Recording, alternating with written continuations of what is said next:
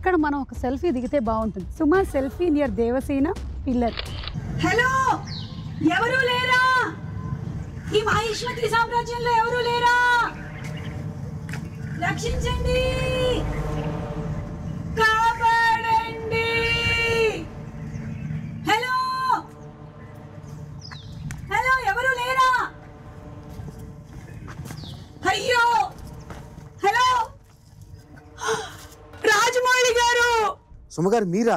Sorry అండి, మీరని తెలియక మా వాళ్ళు లోపలేసారు.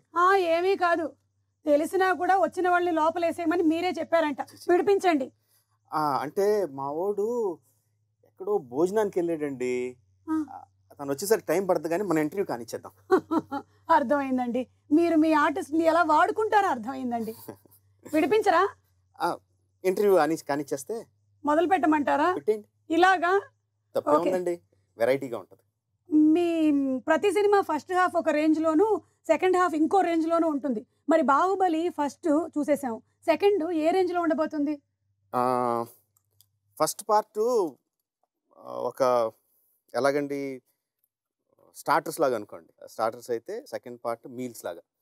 అంటే ఫస్ట్ పార్ట్లో మనం ఇంట్రడ్యూస్ చేసిన అన్ని క్యారెక్టర్స్ని ఇంట్రడ్యూస్ చేసాం, వాళ్ళు ఎలాంటి వాళ్ళో చెప్పాం, కానీ కథలోకి ఫుల్గా వెళ్ళా. కథ ఏంటో అసలు చెప్పలేదు, అంత ఇంట్రడక్షన్స్ అయినాయి. అంత స్ట్రాంగ్ క్యారెక్టర్స్ మధ్యన రిలేషన్స్ ఎలా ఉండబోతున్నాయి, వాళ్ళ మధ్యన డ్రామా ఎలా ఉండబోతుంది, మొత్తం ఆ తాలూకు ఎమోషన్స్ అన్ని సెకండ్ పార్ట్లో ఉంటాయండి. నాకు కూడా ఎమోషన్స్ చాలా హైగా ఉన్నాయి. ఇలా నేను ఇంటర్వ్యూ చేయలేనండి, విడిపించండి. అంతే అంటారా? ప్లీజ్. మరి అంటే మరి మన ఆడియో రిలీజ్ డేట్కి మీ డేట్ కన్ఫర్మే కదా? కన్ఫర్మే. అదే అంటే నా ఉద్దేశం రెమ్యూనరేషన్లు అయ్యి లేకుండా. అబ్బా, ఇప్పుడు నా కొడుకు వచ్చి నన్ను విడిపించేంత వరకు నేను ఇక్కడ ఉండలేను. రెమ్యూనరేషన్ అక్కర్లేదు, విడిపించండి. కన్ఫర్మ్ కదా? కన్ఫర్మ్. స్వామి రారా, ఇక్కడే ఉన్నాడా? ఇప్పే.